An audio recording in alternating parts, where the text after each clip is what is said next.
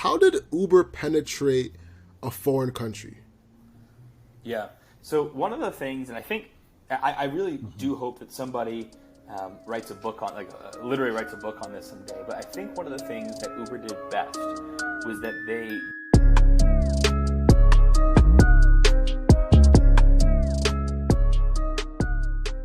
If you're putting a little something in your coffee cup, what are you putting? Oh man, there's this thing called Amarula. It's kind of like this coffee liqueur. It's like brown, exactly right. It's just like a nice buzz you get when you drink that, but still maintaining like social, your awareness and everything is still on point. So I'll definitely put that in there. Goes well with like biscuits and everything. So it's mint. All right. I actually I've never done that. So I'm trying to think what would, the Irish coffee, of course, whiskey and coffee is probably pretty good if it's got a name. My favorite liqueur is something called Fernet, which is Fernet Branca, originally from Italy, but really, really big in Argentina. So when I lived in Argentina, that was kind of every single place had Fernet. So that is kind of my go-to if I'm going to have just some Fernet with sparkling water is kind of my go-to. Got you. Okay. Oh, I like making drinks, Josh. So I'm gonna search up Fernet. Yeah, it's awesome, man. And it's funny because, when I came back from Argentina, this was like 2014. Nobody knew what it was, and the only place they really drink it that I've seen is in San Francisco. Like it's pretty big there, but now it's in a lot of these like trendy cocktail bars you'll see it. So I'm sure there are some good ones that some good drinks you can make with it. I hear that. For me, and you already know where I'm going with it. So this is just spit it out. Man. This is whiskey here called Cavi. Okay. And Cavi is this amazing. Owen actually put me onto it. It says like a coffee infused whiskey. So it's like a caramelized whiskey with the coffee. It is to die for. It's actually Canadian too. So it's one of those it's a hidden gem that I have grown very fond of since Owen put me on. So all right. Well, next time in Canada, I'll have to find some. Most definitely, it's called Cavi. K-A-V-I. Yeah. Awesome.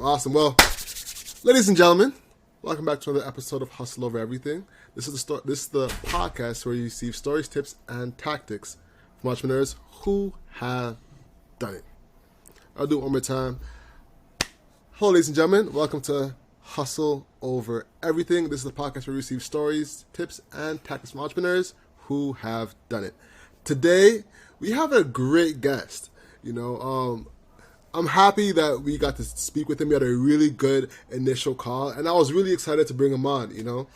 We're going to talk today about marketplaces and the business behind it. I'm sitting here not sitting here in person. I'm sitting here virtually with Joshua Ford. So he is one of the head honchos, the CEO and founder of Hiptrain. A little bit about him. He was an early employee and served for 3 years as head of global business development at Candid, a venture-backed company focused on making oral health care more accessible and affordable. He previously led strategic partnerships in Latin America for Uber. He also worked for the White House, FIFA, IBM, Endeavor, and The Gap. He has served on the board of trustees for Hobby, Hugh O'Brien's Youth Leadership, and a lot more, man. Honestly, I'll spare you the details. Joshua, how you doing, man? Welcome to the show. How are you? I'm good, man. I sometimes Mondays you got to slog through, but this one I was excited for, and I'm glad to be with you guys. The cherry on top. That's man, right. The podcast. You got to get through the rest of the day, and if you can survive the rest of the day, you get to do a podcast with you two. So it was good motivation. Most definitely, man. So, when we talked to you, I was really intrigued with your story. One, because, you have a lot of experience in Latin America, for one. We were actually talking before the call on some of your favorite places, and I was telling you how you want to go to El Salvador, you know what I'm saying, or Ecuador, and enjoy a time there. Talk to us a bit about your time in Latin America and how you got in there. Yeah, so I didn't have a passport until I was 18 years old, so I definitely did not grow up traveling around and seeing a lot of places. But I was always intrigued by the world at large. I always wanted to learn Spanish. And so when I was 18, I had an opportunity to go to Ecuador. And pretty much landed. I didn't know a single soul there, didn't really speak a single word, and lived there for a year. And this is going to make me sound old, but this is before WhatsApp. Facebook had just been created, right? So like nobody was really on it yet. So when you went somewhere, you were totally, like there was no Netflix that you were watching in English in your room. Like you were totally immersed, which was actually a blessing in disguise, right? Like made my first couple of months there pretty hard, but I learned Spanish. I fell in love with the people of Latin America, the culture, the different types of food. And obviously Latin America is a massive place, right? So even within Ecuador, there's different types of cultures and food groups and dialects. But really just said when I was 18, 19 years old, I want to have one foot in Latin America, one foot in the States for the rest of my life. And so started when I was 18, got to teach English in a couple schools down there. Had a really cool opportunity to go play in a semi-pro soccer league down there, and so just kind of lived it up as an 18-year-old. And then I came back to university, and then pretty much went right back to Latin America and have been in and out of Latin America since then. Let's talk about soccer real quick. Yeah. Yeah, that piqued my interest. Semi-pro, like where were you playing? Like, did you do D1? Yeah, so. Were you aspiring to be in the Prem? Like, talk to me, man. Yeah, that would have been awesome, Marlon. So it's funny when you say that, people are like, oh, man, you must have been amazing. I was a very average or maybe slightly above average high school player, right? So I played my whole life. I really liked it. Went to Ecuador to teach English, and, they really liked soccer. I started playing in the street, like literally in the streets with people. And then one day, like, the guy was like, hey, I'm on this kind of feeder team to the pro league here. I think you're good enough. Do you want to come, like, kick it around with? And it wasn't like an official tryout yet, so I just kind of went and played, and ended up going and playing for a team called Talleres Unidas. And we played in this really old stadium. I think tickets were probably like maybe $1. So it wasn't all that glamorous. There was definitely no I definitely in high school played at better fields than the field that I played on from the home field. But it was fun, and it was a great way to learn, to make friends, and especially when you can't speak the language. Soccer is really a universal language, right? So if you can play that, you can make friends, you can have something to do on the weekends. Because I really didn't speak enough, especially when I got there. And then of course, the guys on the team are more than eager to teach you some bad words and bad phrases just to mess with you that you don't really fully understand yet. Most definitely, I hear that. They must have sent you to talk to some girl, like, hey, go tell her this. Oh, I think they did that all the time. And so I think the good part is my Spanish was so bad at that point that they probably didn't even understand what I was trying to say. So I was relatively saved from too much embarrassment back then. How much money do you make as a semi-pro soccer player? Like, break that down. Almost nothing. I think it was like $37 maybe per week. Jeez. So I think it was like 30. Yeah, so it was like pretty much nothing. So you're definitely not supporting yourself. You're not able to do much with that, and so technically you're not a pro because you get paid to do it, but it's a far cry from the premiership in terms of paychecks. Yeah, it sounds like a glorified house. Yeah, league, bro. It pretty much is. Instead of giving you snacks, they're giving you $37. Well, we got some snacks too. That's like transportation. Yeah, well, actually, they included snacks. Yeah, got some snacks too. But yeah, you got some we were sponsored by some very local businesses, so you got a little bit of T-shirts and stuff from there. And but for me, it was just really, it was a really interesting group. I was probably one of the youngest guys on the team.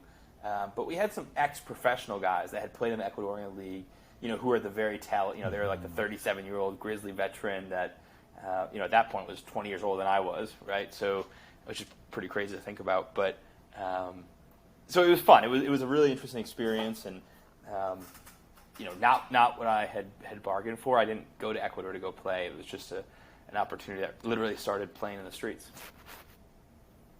Nice, man. Nice. So let's get into Hiptrain, man. Platform for personal trainers, people to do online training. how did this emerge, man? Like, were you into fitness yourself, and you're like, man, I want to get a platform like this? How did this idea emerge? Yeah. Well, I definitely am personally into fitness, and I've had trainers over the years and have kind of seen the impact that they can have. But really, when COVID hit, as someone who's an entrepreneur, I think whenever kind of big shifts happen, whether those are positive or negative shifts, entrepreneurs are on the lookout for opportunities, right? And so COVID for me was like, okay, a lot has changed in this world. What the heck is going to happen? Like when the dust all settles, how does this all play out? And then how can I go build something that will be kind of where the world goes, right? And so one of the key takeaways that I had was just everybody's comfort with video conferencing, right? So prior to the pandemic, people had Zoom or Google Meets or FaceTime, but it wasn't something they did on a regular basis, right? And there were tons of people, like I think my parents, right? Like my mom, I don't think had ever done a FaceTime or Google Meet or Zoom prior to the pandemic. I don't think she knew how to, right? And then, by middle of the pandemic, she's taking a cooking class in the kitchen with her iPad, and she's FaceTiming us, and she, her proficiency just dramatically changed. And so I think we saw those macro tailwinds that people are starting to become more comfortable with video conferencing, and then obviously part of this is too like the internet, right? And internet penetration across the world, and high speed internet penetration across the world. High quality devices, right? Like we couldn't really do what we do at Hiptrain 5 years ago just due to the internet speeds and the level of devices. And so all of those things helped us to say, okay, actually we think that we can provide a top-notch consumer experience when the average distance between a member and a trainer is about 5,000 miles on our platform, right? So you're on a video conference really far away from who your trainer is.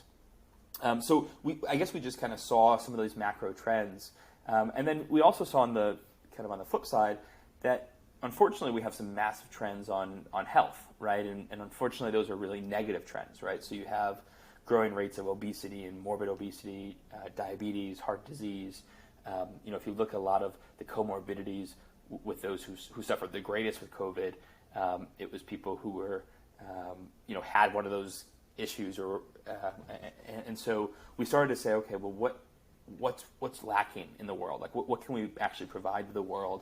And I think for us, above everything else, what we want to do is we want to make personalized health affordable for people. We want to make it accessible for people, and we want to make it fun for people, right? A lot of people just don't have fun going to a gym, but when you are working out with a trainer who knows you, who's worked with you for months, who can push you when you need to be pushed and pull back when you need some rest, there's something really powerful about that. That's a fact. It's tough, because at one point your mom had no idea about Zoom, and now Zoom is standard. If I was to send her a Hangouts link, she's like, Hangouts? Like Zoom is like the crux of what a lot of our parents know, and a lot of what everybody knows. And now let's take a step back a bit, because before we get into marketplace conversations, I think that's like where we want to give the most value to our listeners. I'll have to talk about Uber, and this should time at Uber, because I think this also adds into the marketplace conversation. Talk to us about your time at Uber, because you were there early. Yeah, I was there early-ish in Latin America, right? Like the business had been around for a bit in the world, right? And we had raised a lot of, we had raised billions of dollars by that point. But yeah, when I, in Latin America, we were still, like when I got there, we were still launching cities on a pretty regular basis. We launched Uber Eats while I was there. And I was also there during the time that, Travis Kalanick was kicked out of the company, and we didn't have a CEO, and then Dara was brought in. So it was a very interesting time, at the top of the company as well, and in the press, right? That was when Uber was really being beaten up for a lot of different things. And so really, really interesting time. I worked with some incredible people, really learned what it meant to move quickly as a business and to scale. And, I think there's a lot of things that I took away of how to do things. And, like anything, I think there are some things I took away with and said, okay, I don't want to do it that way, right? And I don't think that was the right way. So I think, you get kind of both of those at every single place you work at. How did Uber penetrate a foreign country? Yeah. So one of the things, and I think I really do hope that somebody writes a book on, literally writes a book on this someday. But I think one of the things that Uber did best was that they decentralized most of their operations, right? And they empowered the people wherever they are, right? And so even down to like the city level, right? People were empowered to make it work, figure out how to get drivers onto the platform, figure out how to get riders onto the platform. And that was really the power of Uber's success. And of course, Uber had a lot of money, right? So they were able to hire a lot of people, they were able to deploy a lot of dollars. And so when you couple this money and this decentralized approach, like if everything had to go through headquarters in San Francisco, Uber would never have been the business it is today, right? But what they did was they found mostly young, really hungry, 100% hungry people who wanted to go and just make a difference in the world, and then gave them the money and the tools and the resources to do it, and then stayed out of their way, right? And it's a really good, for me, it was a really good kind of leadership lesson of, if you want to run a really bureaucratic, you can't do it like that, right? And so if you want to run smoothly and quickly, you've got to empower the people that you bring onto the team, and give them the resources. But a lot of it was just learning by failure, right? Like we all made a lot of mistakes, but we just kept running at the wall until it fell down. And if it took us 8 times banging into the wall, it took us 8 times. But we did that in really quick succession at Uber. Uber tests a lot of their stuff in Toronto, right? It's like the major testing platform for navigation, seeing how things are going to run smoothly. So going in a Latin American country, it's a totally different culture, totally different navigation, rules, roads, regulations. How did you test the efficiency of the product in a different market? No brainer, this thing works for someone wants to ride, someone wants to make money off a ride. What are some things that you went, okay, we know is right, but it ended up being wrong when you tried it out in Latin America? Yeah, it's a great question. And the list is very long, right? So there's a lot of things that we had to do differently in Latin America. And like I said, Latin America is a really big place. And so every single country or every single city had their own unique pieces to it, right? But, I'll give you 2 kind of concrete examples. One is in Latin America, generally speaking, people don't have unlimited data plans, right? So Uber obviously has an app on your phone on both the driver side and the rider side, and then eventually the eater side and the courier side eats up data, right? And so if you run out of data, what that means is you can't order an Uber or you can't drive on Uber, which is a game stopper, right? If that's going to be a real impediment. And so one of the things that we saw is, around the 20th of the month, a huge drop-off of people asking for rides. And that didn't make any sense, right? Until you kind of dug in and said, oh, wait a second, these people don't have data. The app doesn't work anymore, right? They can't use Instagram, they can't use Uber, they can't do any of that. And so one of the things we had to go do is negotiate with the telecom companies to make the Uber app 0 free rating, meaning that it did not take up data, right? And so that would be really, one of the big partnerships that was critical for the business, right? So, that's one example. Another really good one is our acceptance of cash, right? So one of the one of the best things about Uber in the United States or in Canada is that it's so seamless, right? And you don't need to you don't need to have, it used to be that cabs would require cash, and so if you didn't have cash on you, it'd be hard for you to get anywhere. The cool part about Uber was that it was all done via credit card in the app. Just made it, you just got out of the car when you were done, made it super, super seamless. The problem in Latin America is, you've got 80% of the people don't have access to debit cards or credit cards, right? So that means that your addressable population is much, much smaller than people who would use it if they could use cash. And so we had to then go and enable that as part of what we did.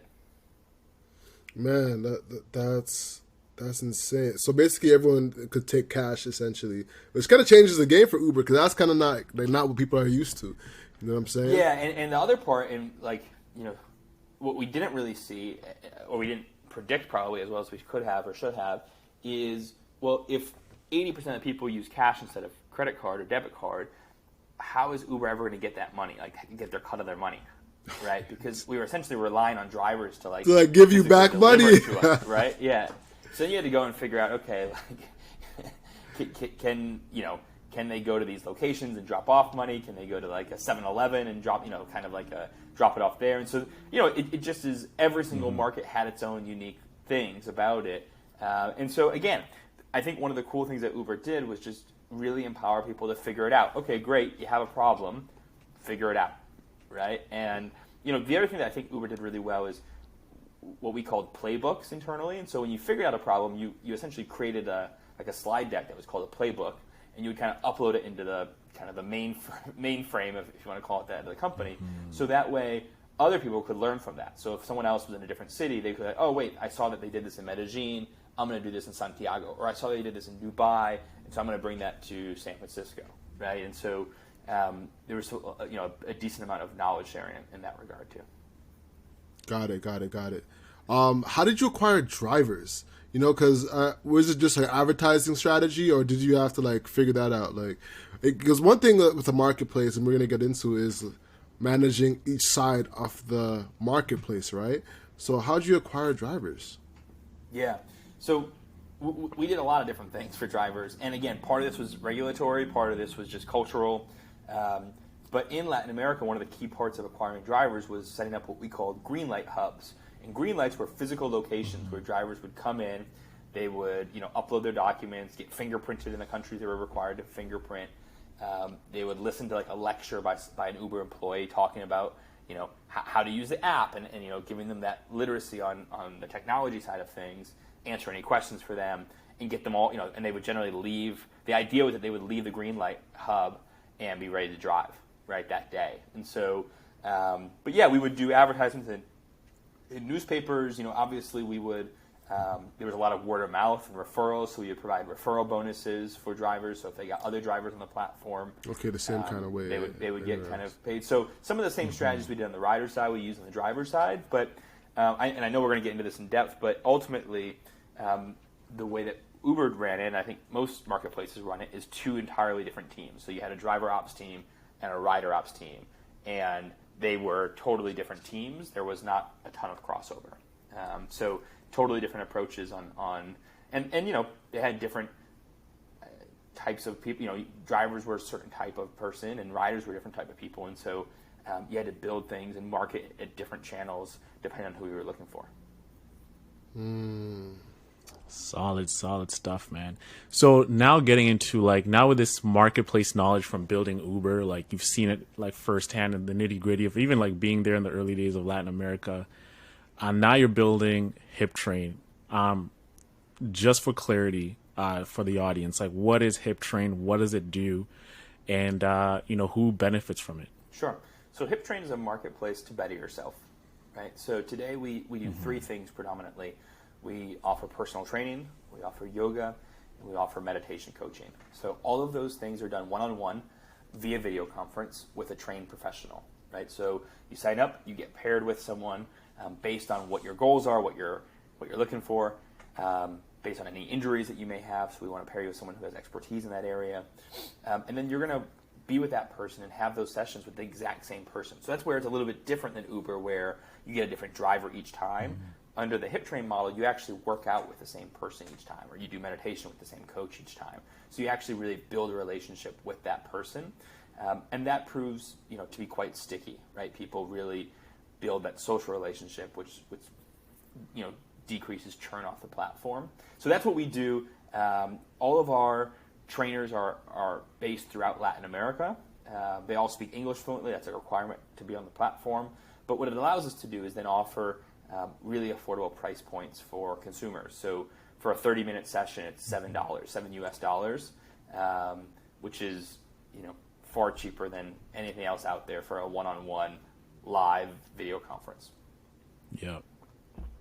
Yeah, even like with Inkblot, right? Like if you try and use them, at work we get them for like a discounted price just because we have a partnership with them, but that stuff can add up, right? Like over a week you're spending maybe like $100 with like a therapist. I'm gonna start taking advantage of like the free sessions that I have, but I can see like the sustainability of like maybe you might not have that disposable income to spend on a therapist even though you need it. I think this might be like your core advantage is like you have this market like of experts who can offer these services at like cheaper rate just because of the economy that they're exactly right. And you hit on something that's really kind of near and dear to my heart, which is building things for people of all income levels, right? Like what I always tell people is we didn't invent personal training or one-on-one coaching, right? That's been around forever, right? And if you're a billionaire or a multimillionaire or a famous movie star or a famous athlete or CEO, you have access to those things, right? And it's a massive market. The problem is if you're a regular, normal person, you just can't afford to do any of that on a regular basis, right? And so when we look at all this health data of why are we more unhealthy than we've ever been, well, I think a lot of it is that people need help with accountability. People need someone to be there with them. And unfortunately, the price points are just too darn high. And so that's where Hiptrain comes in, where we can lower that price point and make it accessible. You know, both my parents were teachers. So everything that I build, I kind of think through in the lens of them, right? Like, can they afford this? Is this something that can slot into their budget? You know, Owen, you might have to hop on Hiptrain, man, you know, because I'm telling you, I want that surf and turf. The surf and, you know, Alex and I have this bet, you know, we're trying to get 6-pack abs by December 1st. Right. I have an advantage over Alex just because I'm more slimmer at this moment in time. But, you know, I weigh like 208 right now. Alex is about 242. I'm trying to get to a $180, all right. Josh, right? Chiseled, lean. I feel like I already have enough mass, but I'm already telling Alex, I'm like, bruv, like, you stand no chance. You know, I like talking shit to Alex just to get under his skin. But he feels if he comes and beats me, this is like losing a 3-0 lead in a series. Like, that's what it's gonna that's what it's gonna feel like. Let's be very that's clear. What it's gonna feel like. You know what I'm saying? And you know how hard it is for people to come down 3-0 and win the series. Like, you might tie me, but I might just touch the finish line. So here's the thing: is that I've actually been fit before. You know, I've had like an 8-pack before. Like, I'll never forget. One girl has saved me in her phone under 8-pack Alex. You know what I'm saying? You know, so some of the moments you'll never forget in your life. I don't know, random, but because of that, I've been through the valleys. I've been through the hills and valleys of getting in shape. Yeah. You know what I'm saying? So, like he said, I was 242 the last time we counted. I'm 239 now. You get what I'm saying? So, damn. You know what I'm saying? I see. I still show you love. Sure. I still show you love, even though, like, because I want you to win. I want you to like look like lean. You know, I was telling like, bro, Al, you have like the right shoulder width. You have like the back, bro. You just need to chop up that fat, bro. You need somehow melt it away. You know, and you look good. We can't go past our prime time and not like see the best version of ourselves. That's a disservice of manhood. You know what's funny, Owen, is I actually said that to a buddy of mine recently. Is, you know, we've probably got a couple more years left of just like prime age. Yep. And then like, you know, physically you just you know, you can be in good shape, of course, but you know, and I even feel this now, like when I get injured or I have some, like, the recovery time is much longer, right? You know, I need to stretch a lot more. I need to do my mobility workouts before I, you know, if I'm going to go play basketball or play soccer or something, you know, like, I definitely need to like warm up properly, right? And if I don't, I'm going to be on the sidelines the next 3 weeks, right? So I definitely agree with that. You've got a finite time of being young with a healthy body that you better take advantage of it. That's a fact.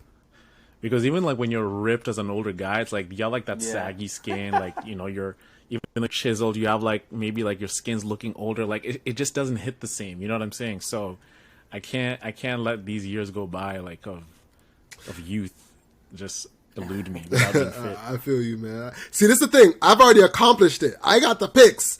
You know what I'm saying? I've done it, but now it's your turn to join me, you know, on the the Olympic stage. You know what I'm saying? But that's one thing I'm scared about, man. You have muscle memory. You know how to get there. I've never seen it. Like I was slim, like, but I didn't have abs. I wasn't D's or anything. But when I got jacked, like I had like maybe a little baby fat, you know. So most definitely. We'll have to do another podcast. We'll see. Yes, most definitely. 5 months, we'll check in how it's going. Exactly. So the loser has to buy the other person a full course. No, both of us a full course meal. So that's why my name that when I talk about this is surf and turf. You know what I'm saying? Because that's how I'm gonna be, you know, dining out. But Josh, do you work out at all? Like what's your? Do you have a regimen? Talk to me. Yeah, I do. Yeah.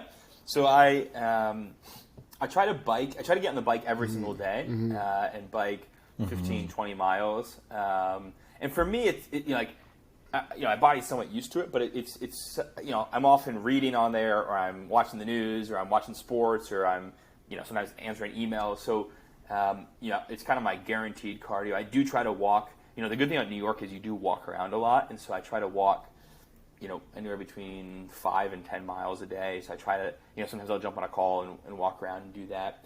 And then, I lift weights and about 3 times a week. And I love boxing. I love squash and tennis. And so I try to play some sports as well, because those for me are I don't even think of them as working out, but obviously they are working out. And so, and then of course I do Hiptrain too. So, and so interestingly, for me, Hiptrain's really helped me on the recovery stuff more than, I've kind of got my regimen of okay, I'm going to lift these weights and I'm going to do this workout. Hiptrain has really helped me with mobility, really helped me recover from some of the minor injuries that I've had. So it's much more about kind of prevention of injury and recovery than it is about, building muscle mass. But, we have other people who their whole goal is to build muscle mass, right? And that's what they're doing, and their workouts are, one of the cool things about Hiptrain is we've done, in our first year, we did over 14,000 sessions, right?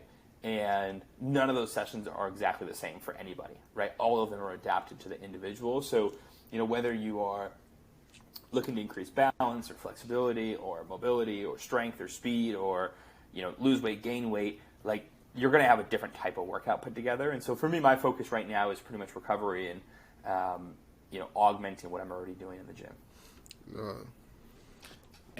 And on that part, man, with the platform, getting the nitty-gritties of it, growing it, getting trainers, getting clients maybe from North America to use these trainers. How did you acquire them? What was your strategy when you're okay, we're gonna do this?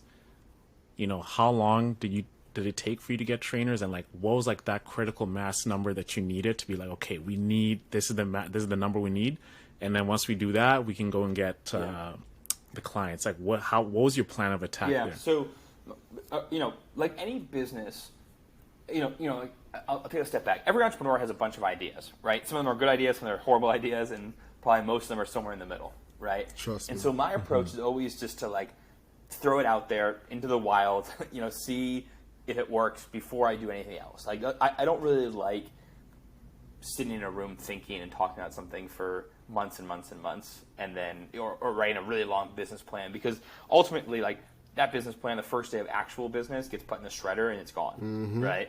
So for me, the first, what we did at Hiptrain was we literally placed a job board posting for trainers. We got 2 trainers.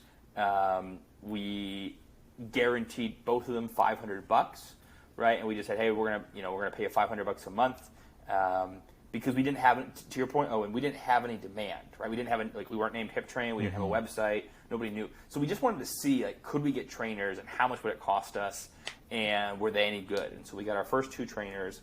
Turned out they were both pretty good, and people really liked them. We got our friends to take a couple sessions, all for free. We weren't charging anybody. But then all of a sudden we were we want to start, can we do another one? And, can we keep working out with them? And so we started to kind of see that. And then, we got our next couple of trainers same way through job boards. And then what started to happen was we started to kind of become a known entity, right? We had a website. A lot of the trainers referred other trainers, right? It's generally a very small community. We got into Facebook groups. We got into WhatsApp groups. And so we just started to penetrate all these different arenas. So we actually have not spent a single dollar on acquisition of trainers since November of 2021. Wow. So we've been able to kind of do it all through these kind of organic methods. And, like I said, we've done 14,000 sessions. So we've got a bunch of trainers on the platform now.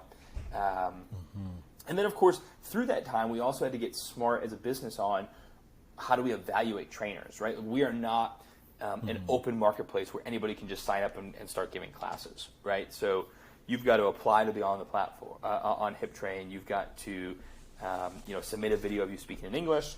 You've got to show that you're a certified trainer. You then need to do 4 different sessions with different people to get passed through.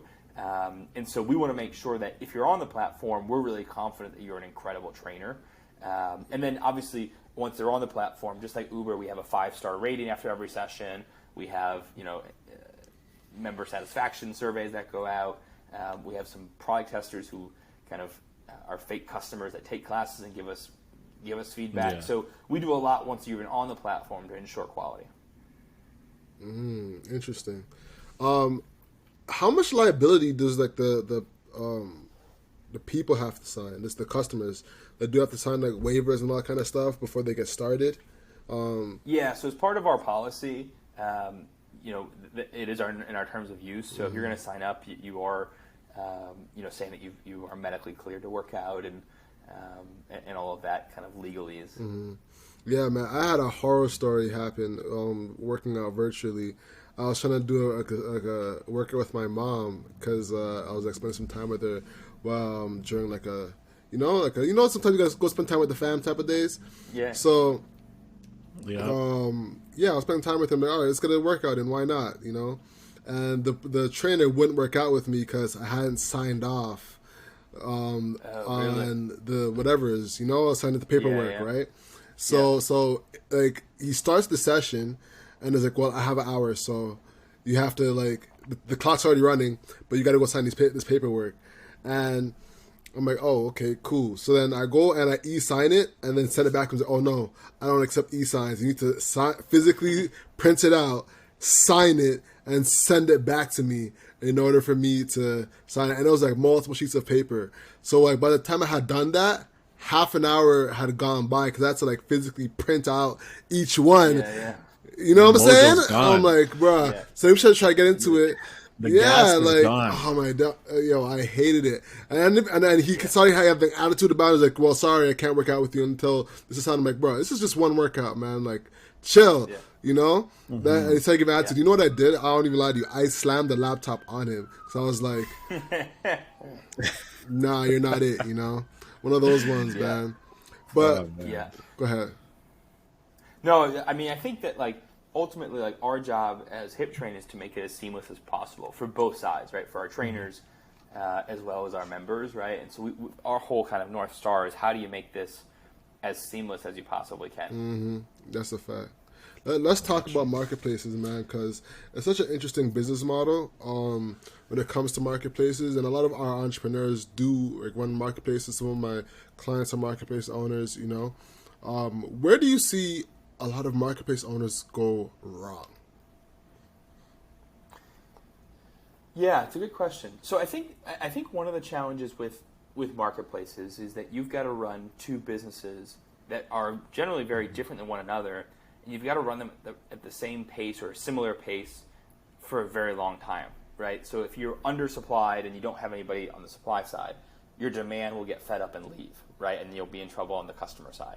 If you have way too many customers and not enough supply, or you have too much supply and not enough customers, same thing, right? Like your supply is going to be like, okay, there's no work here, I'm going to leave, right? And so if you think about this, we'll use the Uber example, right? So if you open up the Uber app and it's like, hey, the next Uber is in 25 minutes because that's the availability, that means that you're very as a city or as a local area, they're undersupplied. Right? They have too few drivers, right? And so one of the hard parts about marketplaces is only focus, and where I think people make mistakes is sometimes only focusing on one side, right? They build something, and generally it's on the customer side, right? So generally it's on the demand side where people focus on. And so everything that they're thinking about, everything they're building is customer-facing, demand-side things, and they let their supply figure it out, right? And then what ends up happening is their supply actually goes away, right? If you don't have any supply, then your demand's not happy. And so I think really understanding and taking care of both sides of the marketplace, and I think from like an ideation perspective, like when you're just thinking, is this a good idea or not a good idea? I think you need to make sure that you are solving a problem on both sides of the marketplace, right? So a lot of people will create marketplaces and will 100% solve a problem for one side of the marketplace. But the problem they have is on the other side of the marketplace, there isn't a problem that they're solving, or they don't have the solution to the problem that they have. So you've got to be able to create kind of like, okay, here's the broad problem. Here's how it affects the supply side. Here's how it affects the demand side, and then go from and then build a solution that kind of fixes both of them and puts it all together. Got you. So like, your marketplace is like, I'm working with the same client over and over again. So I get that repeat process. I build that trust. Of course, this creeps into a lot of people who are providing services in the marketplace to avoid the take rate fees or from Hiptrain. They might go out of the platform to say, you know what, all we need is video to really, conduct this service. How do you hedge against that to keep them within the platform? So like, your customers are using them because they're like, I don't want to keep signing up on this Hiptrain app. Let me just send you a Zoom link. How do you hedge against that as a marketplace founder? Yeah, this is another huge problem that marketplaces have is disintermediation, right, and going off platform. What was that called? So at Hiptrain, disintermediation. So pretty much like a really fancy word for just taking out the middleman, essentially is what that means, right? So, so they cut out the marketplace. And this happens a lot in the physical world, right? So for example, you find someone to mow your lawn, right? And that person's literally coming to your house and you say, okay, hey, I pay this platform $30 for this person to mow my lawn. And you just say, hey, how much do you get paid? And they say, I don't know, I get paid $20. You're like, okay, great. I'll pay you $25, right? And so you save $5 from what you used to pay. That guy makes $5. Everybody's happy, right? So that happens absolutely a lot in the physical space. With Hiptrain, because everything's virtual, cash is impossible, right? Like there is no way to like give someone cash. And so then you have to figure out a way to send money internationally. And if anyone's ever tried to send money internationally, there's a massive amount of fees and all that. So one of like the beautiful things about Hiptrain is because of the model that we use, it's actually pretty impossible to disintermediate, right? You'll pay way more in the fees to send the money than you will for the actual class on Hiptrain. So that's the number one blocker for us. Of people leaving us, that people just can't leave off of the platform because they can't find a way to pay them.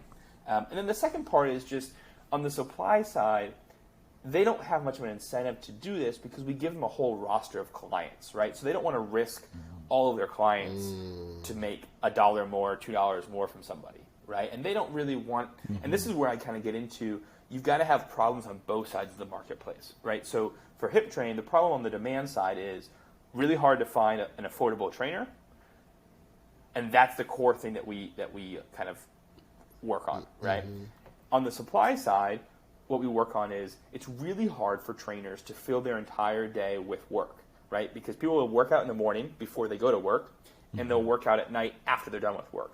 But that means that you have 8, 9, 10 hours of the day that are relatively dead areas where they just can't make any money, right? Where you work for Hiptrain, we actually, we serve people across time zones, right? So when people are waking up in Toronto and people are waking up in Ottawa and people are waking up in Vancouver, those are all very, very different time zones, which allows our trainers to be able to fill their calendars if that's what they're looking for. So that's one of the things that we solve. And the second thing is they don't want to do the billing of clients. They don't want to do the scheduling, all the customer service. Like they just want to be personal trainers. And so what we're able to do is say, okay, all you're doing here on Hiptrain is be a personal trainer. Hiptrain, the business, will take care of everything else. So the billing, the scheduling, the rescheduling, the customer service request, the technology, all of that is going to be Hiptrain, and you just have to show up, click a button, and you start your job. Got you. You know what I always find is that the people, marketplaces that have physical inventory are the ones that I don't know how they're still in business. Like the Peer Spaces, the Gigsters. Like once I find the location, I'm cutting the middleman out almost every time. Do you find that too, Owen? I mean, if it's like a rental space for like an office, I need a hot desk. It's hard to go to the guy who owns a hot desk and be like, "Yo, like, I'll just pay you directly so you avoid it." But that guy might have multiple desks that he needs the platform to do it with.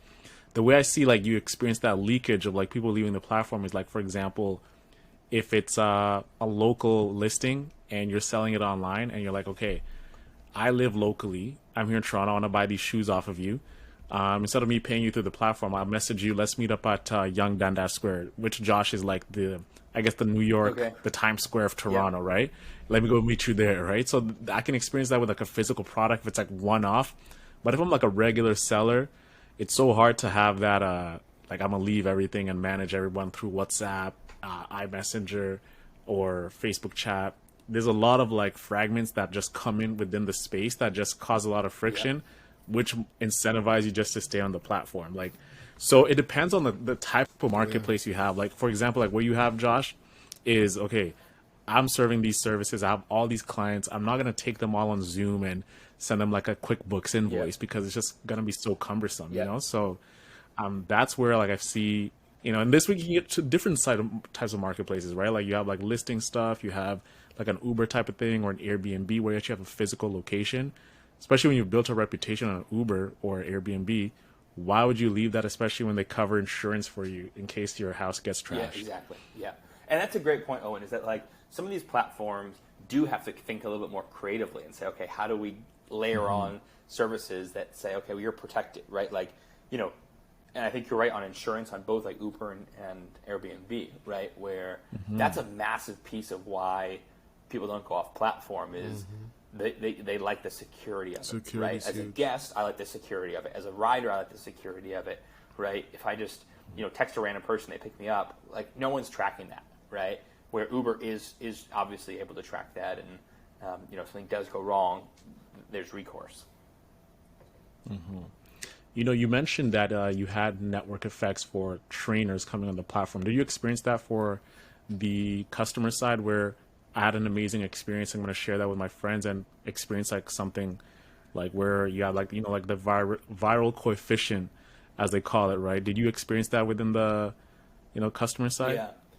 Yeah, absolutely. And we still experience it today. So we definitely, you know, it's one of our best growth channels, right? And, you know, ultimately, especially in today's day and age, you see ads for everything, right? And everybody's ad is like, this is the thing that's going to change your life, whether that's a t-shirt, a new energy drink, electric bike, a workout, whatever the heck it is, right?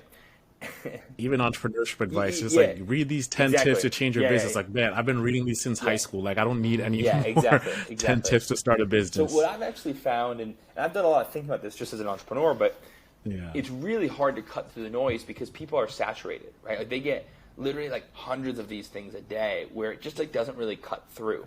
Where if a buddy of yours tells you about something, you obviously have trust in them, right? If Alex, you tell Owen, hey, you know, I'm down to 218, and Owen's like, what the hell have you been doing? And you're like, well, I got on this platform. Like, it's almost guaranteed Owen's coming on the platform, at least to check it out, right? Like, you've piqued his interest. And so, you know, we find that they're definitely, you know, our best acquisition channel is actually our own customers, which is, I think for entrepreneurs who are listening to this, it's a really good reminder that even early on, you know, obviously there are going to be like hiccups along the way, right? Your technology is going to break. There's going to be, you know, better things you can do on onboarding. You're going to make some mistakes, but making sure that you have a generally good consumer experience is really, really important because they are your billboards, right? Like where they go out into the world. And it's been crazy at Hiptrain. Like we have several people who are Instagram influencers who we don't pay, but they just have found Hiptrain on their own or through somebody else and are using it, and they'll, you know, post on Instagram or they'll tweet it, and we'll get all these signups and be like, what happened? And it's just like literally just us accidentally, you know, like just doing a good job and then like accidentally getting a lot more customers. Yeah. You know, it's funny. I'll never forget this moment. I was in a barbershop before when I used to do marketing for a local company, like a local restaurant. And I was in the barbershop getting my hair cut, of course. And one of the other people next to my barber was like, yo, where are you going to eat? And he's like, oh, you know, I'm thinking about this one restaurant. You know, I got an ad for it. And I'm there right next to him. I'm like, oh, he got my ad. Hey, let's go. He got my ad. Looking pretty good. Yeah. You know? Yeah. And the guy says, oh, you know, I went there. I had the curry. It ran my belly. And from that moment, it's like, oh, well, that's it. Yeah. You know? That's it. Yeah. You know? I had done my job. I had advertised. I got them in front of the right viewer. But the person-to-person interaction is always going to win, no matter what.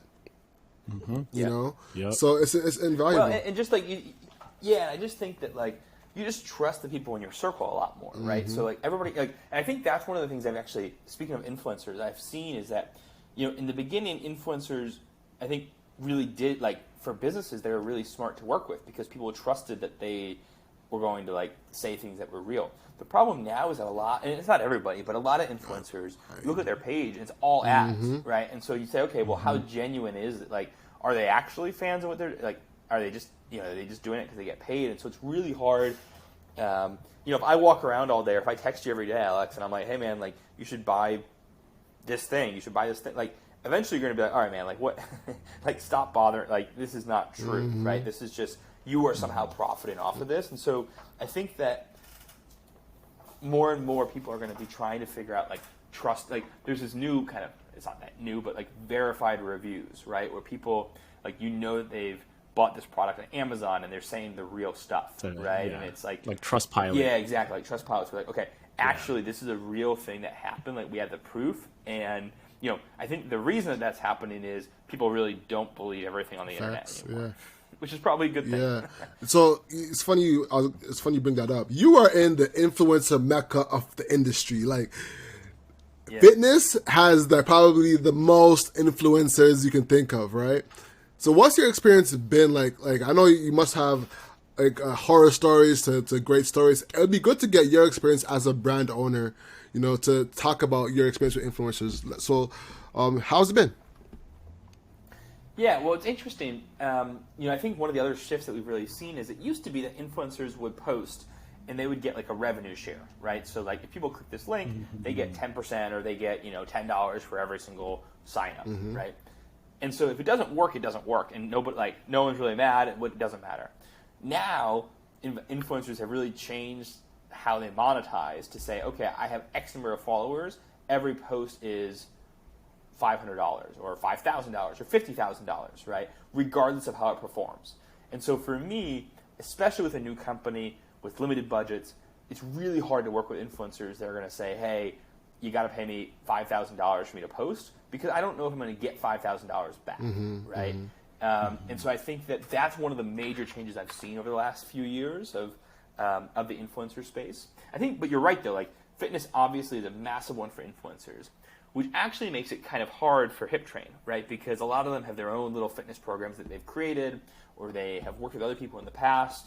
And again, what we're really looking for are genuinely like real people, right, that are using the platform, that really are going to speak credibly about it, and not people, like a lot of people will like just have an influencer post and they've never used the product. Yeah. We definitely do not do that, just because, again, like it's just not authentic, and I think that people can see that, and I think consumers are smarter than we give them credit for, and they'll be able to see that like they don't have a clue what this thing is, and so even when we've only paid a couple influencers just as tests really, but one of the requirements is they actually had to do classes on Hiptrain. How'd it go? The platform. As a test, they really did not move the needle very much, right? So they did a good job with content, and obviously you can repurpose the content depending on what depending on what the contract is. So I think we were relatively happy with the content, but yeah, we really didn't see a ton of people sign up and these massive spikes. Like we've seen that with some of the bigger influencers that have just kind of used the platform on their own, but we really have not seen it work all that much for us. So what has been working best, aside from, of course, a good service? Like, for the marketplace owner right now that's like, man, I want to grow my customer base. What's been working for you? Yeah, well, we're constantly in testing mode, right? So I would say that I actually don't know if there's one thing that I would say this worked, right? And like we have a check mark and we just go there and we do that, right? We're constantly trying out different things. So, that can be working with employers to offer this as a perk to their employees. We've done that. That can be literally handing out brochures in a public area. We've done that a lot. That can be partnering with other companies to exchange emails. We've done that a lot. It can be, Facebook, Instagram. It can be TikTok. It can be LinkedIn, right? So there's all these different types of like kind of things that we've tried. And ultimately, I think even if you have success in a channel this week, it doesn't mean that you'll have success next week. Facts. Right? And I think that's one of the Alex, you know this from your marketing background, but that's one of the hard parts about marketing is like you can gain expertise, but so much of it is the content that you actually create And is that content right for this channel? And are you targeting the right people? And do those people actually convert? And when they convert, how long do they stay on the platform? And what does that LTV look like? So it's really kind of, and this is kind of the interesting part about marketing, is that I think maybe prior or previously it was much more art than it was science.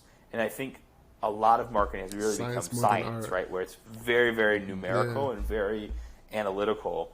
But you still need the good copy, right? And the companies that have good copy or have really creative ads do cut through the noise, right? And so you've got to kind of find people that can do both, or create teams that have both talents on that team. Yeah. Josh, when we're talking about LTV here, and looking at the concentration side of trainers on the training side, what percentage of like your trainers are driving like 80% of like the results of Hiptrain? Like, if we're looking at like the 80-20 rule, there's significant amount of people who like carry the business. I could say that. Yeah. So what does that look like for Hiptrain? Yeah, so we have a little bit of a different model because we pair the trainer with the student. So the member kind of signs up, lets us know what they're looking for, the vibe that they're looking for, and then we pair them with the trainer we think's best for them, right? So part of that is who's available, and part of that is we've built out these dashboards that we can kind of see utilization rates, right? And so, we've got, I don't know, maybe a dozen trainers that are kind of in the upper echelon. And part of that, though, is just that they either have a lot of specialties and certifications, so they're good fits for a lot of people, and they give us a lot of hours on the platform, right? So we've got some people who will say, hey, I want to work 70 hours, right? So obviously if you have 70 hours worth of availability, there are going to be more slots for people to take, right? We have other people who say, hey, I want to work 5 hours a week on the platform, and so they're not going to ever have that many customers just because they only do 5 hours. But on average, we see about, our trainers give about 40 hours of availability. So most of them give a pretty decent chunk of availability to us.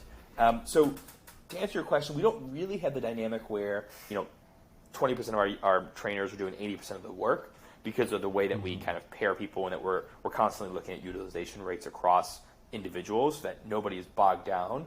And conversely, nobody has like only one customer. Yeah, and I think that's the beauty of like Hiptrain, right? Like when you're looking at predictable revenue, you're noticing that in subscription-based businesses. But if you can look at a given month, okay, we have this many bookings, this is our take rate, this is like how much like we can do in revenue. But like compared to other businesses like Uber, historically you can look at, okay, at this times we peak in Toronto, King West, we know we can make this much money with this type of price hike. But for you, like I think you're in a unique business because this client has this many bookings on average a week. Yeah. We know like their sessions are this. So you can actually have a sustainable business model, but that's one of the things that's so hard about building a marketplace. It's so unsustainable. You can't predict how your revenue is going to come each and every single month. So I think that's one thing like a lot of entrepreneurs got to start looking at. How can I really predict how my business is going to do this month based on how much supply I have, how much customers I have?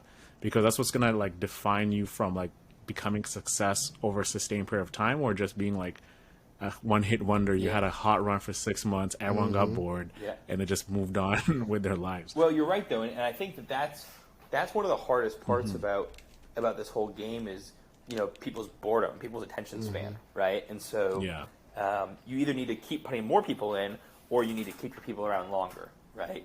And it's any business book will tell you what you should really focus on is the customers you already have, right? Instead of acquiring new customers to kind of fill in the churn, you should try to do everything in your power to like extend that LTV. What's LTV real quick, just so we can lifetime value. Perfect.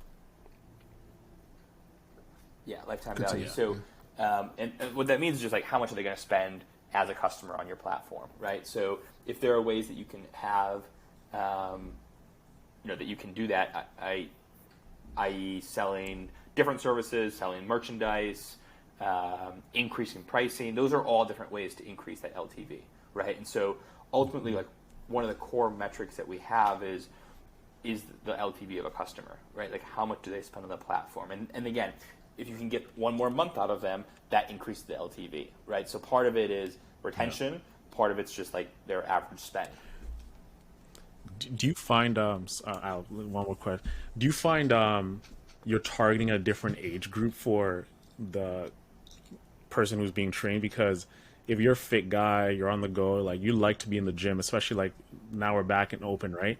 Or are you targeting more of like the moms, the soccer moms who maybe don't want to leave the house, maybe they're embarrassed being in the gym?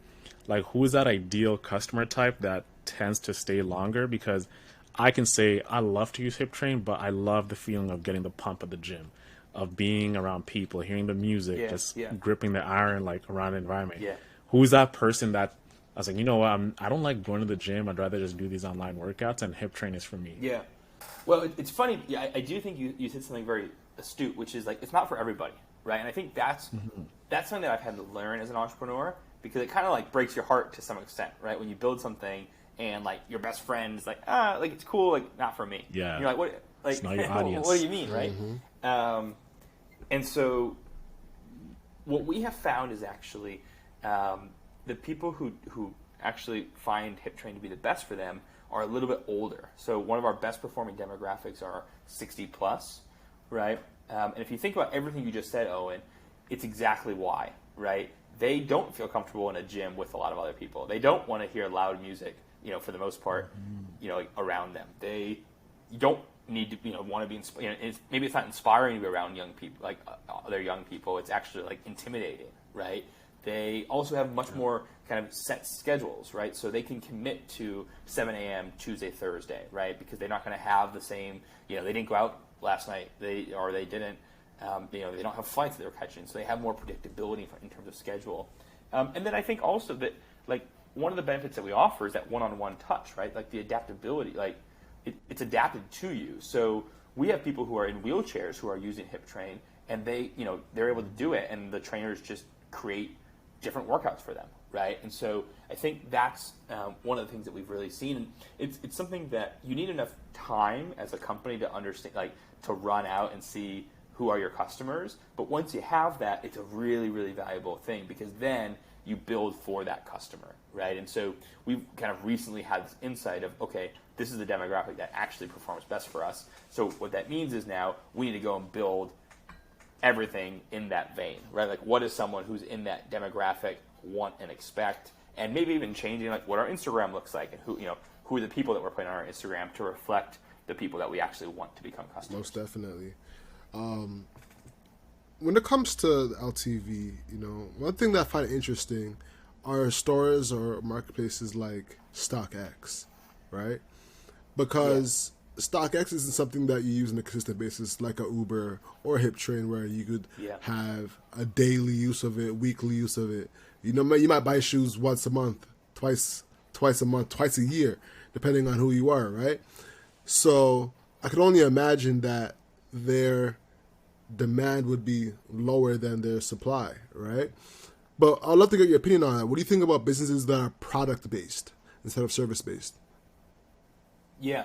Well, I mean, there are some amazing product-based businesses out there, but I think what you just said is spot on, right? The problem is the engagement, right? Like, do people really come back? But, there are definitely some that do, right? Like, and that have stood the test of time. And, whether you look at, like, eBay or, Poshmark is a good example, I think, of this one, too, where, maybe people are still transacting on a regular, somewhat regular basis, or, like, StubHub, right? Like, for tickets to sporting events or concerts.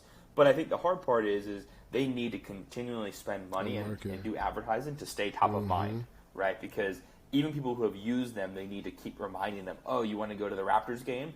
Come get your ticket on StubHub, right? Or, hey, you need to buy new shoes? Like, do that on Poshmark, right?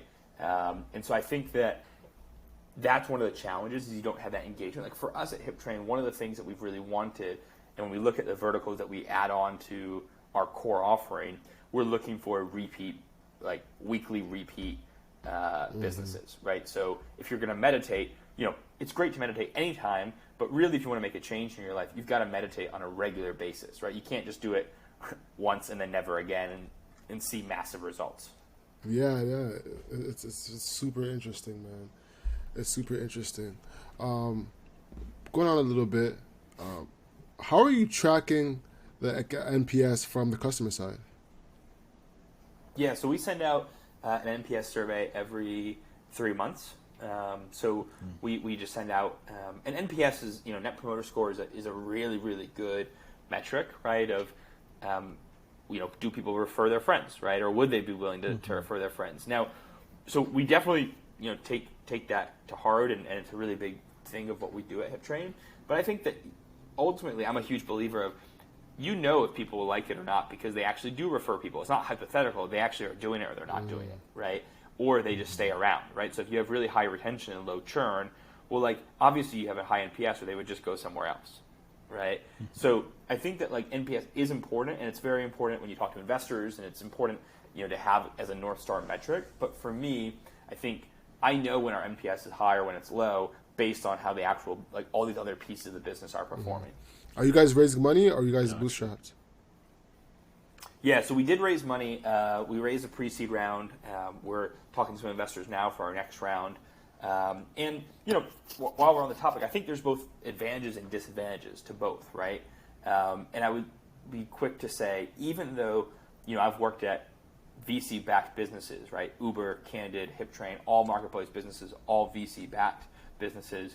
It is definitely not the only way or the right way necessarily to build a business, right?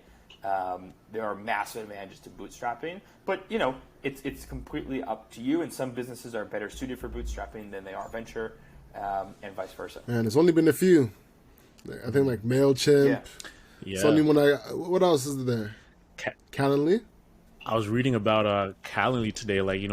The founder is now a billionaire. So he built the app by taking $200K of his own savings, going to Ukraine, and getting developers to build it for him, and then coming back and selling the app and getting customers like that, with the freemium model. So it was crazy reading that Forbes article, because he just said, we took an unconventional approach by not raising any money for the first couple of years, and that built us enough traction and have enough leverage to actually ask for a better term sheet than if we just went, we have a freemium model. We're early on. Of course, they're gonna see the upside. And if you're looking at the graph, you're trending in the right direction. You just need to tap into enterprise clients, and you're gonna be good. So he was he's a totally different entrepreneur. But I think we need. And I was telling Alex this the other day. We need to get back to the basics of building a business. 1 + 1 = 2. This idea of let's build this app, get many users, and then find a way to make money out of it. We're looking at business backwards. So it was good to see a true bred entrepreneur. He had 4 or 5 failures before Calendly, and he did it the right way. As many entrepreneurs before the tech bubble came, get some money, find money to do yourself, get customers, charge them something, and then you can go raise some money when you're actually profitable. Yeah. And I think that look, if you can, I'm a huge believer in getting it out there into the world and seeing if it works or doesn't work, right? And there's no shame in having an idea, trying it out, and being okay, it's not the thing for me, right? It doesn't work, or I wasn't the right person to do it. And I think that's the other thing, is understanding why are you the right person?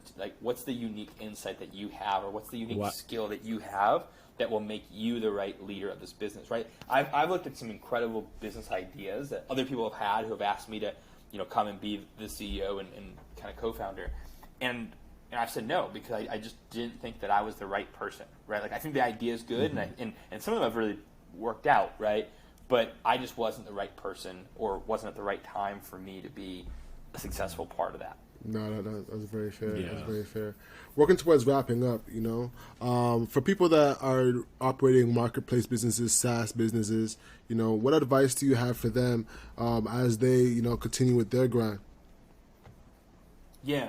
Well, number one, just stay in there, right? It's a tough grind, and I have a massive amount of respect for anybody who's any type of entrepreneur, whether you sell apples on the side of the road or you have this massive tech business. I have a lot of respect for you. So hang in there. I think number two, I think what I said earlier around marketplaces, make sure you're solving problems on both sides of the marketplace, right? If you're only solving problems on one side of the marketplace, the other side won't work, right? And so you've got to figure out what are the key challenges or problems that each party has, and generally they're different from one another, right? And so how are you going to be the one that solves them on both sides? And that would be a really good barometer of is this could this potentially work? And then, like I said, just get out there, go put it into the wild. Don't spend tons of time on a business plan. Like, just try some things, test some things, and then let the market dictate what you do, right? Like, I just think that, like, I could spend all day long in my office thinking about pricing, or I could just, like, go and try to charge people a certain amount and see if it works. And if it doesn't work, try a different amount and see if that works. And then, like, especially early on, just try different things and learn and use everything. You know, I always tell people this at like my employees, that it's totally fine to fail, right? Like, in fact, that's the story of entrepreneurship is one of failure, right? You just strike out a lot, and you're just kind of you're crossing things off the list of things that don't work until you finally get to something that does work, right? And so failure is actually not to be avoided. In some way, you actually want to seek failure because you know it's the wrong way. It's kind of like if you're in a maze, right? If you go down the wrong path, like, oh shit, dead end. That's fine. Like, that is a totally okay outcome because you know that's not the right path anymore, right? So go down a different path. Oh shit, it's a dead end.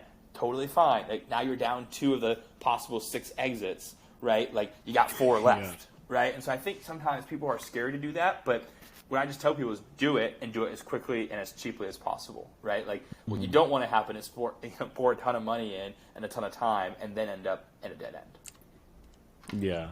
Like, they say, like, the best businesses are the ones that either make someone money or save someone money. And I think Hiptrain is hitting on both. Like, you're making the trainers money and you're saving, like, your other side money. Like, you cannot lose because it's, like, hitting both sides. So the value is definitely baked in for both parties who are using the platform. Yeah, and I will say, Owen, like, we have found it easier on the supply side of the marketplace, right? On making money for people. And so one of the things that I've thought a lot about, just in full transparency here, is, yeah, if people can make money, they'll always get, like, why would they ever not work with you, right?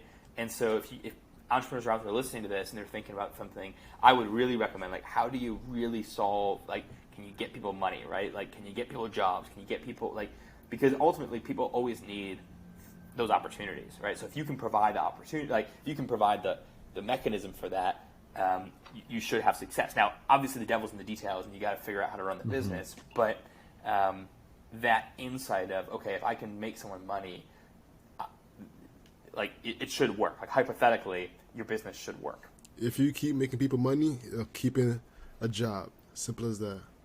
Exactly right. And so I think that, generally speaking, like, that is the kind of the formula for success here is how do you make people's lives easier. And I think that's, one last kind of comment here is a lot of people, I don't know if you guys have heard this phrase of, like, are you building a vitamin or yes, Advil, right? Yep, or Tylenol, right? Yep. Like, and so the vitamin's kind of like the nice to have, right? Even though I think vitamins are generally a good thing, you should take them, but like, is it a nice to have, or is it something that, like, there's an acute pain and you solve that pain?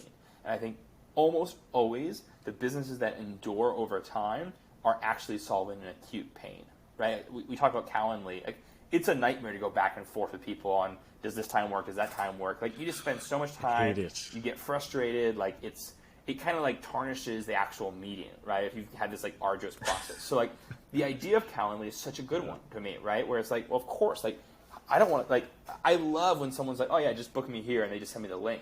Like, that's the most efficient way to do it. And so I just think that, like, the more that you can find a really acute pain point and build some solution to it, the better you're going to have time of it. Beautifully said. With that being said, ladies and gentlemen, actually, no, let me take a step back. Where can people find you? Yeah, so you can, I'm on LinkedIn, so you can definitely find me on LinkedIn. You can find Hiptrain at hiptrain.com, so it's just hiptrain.com.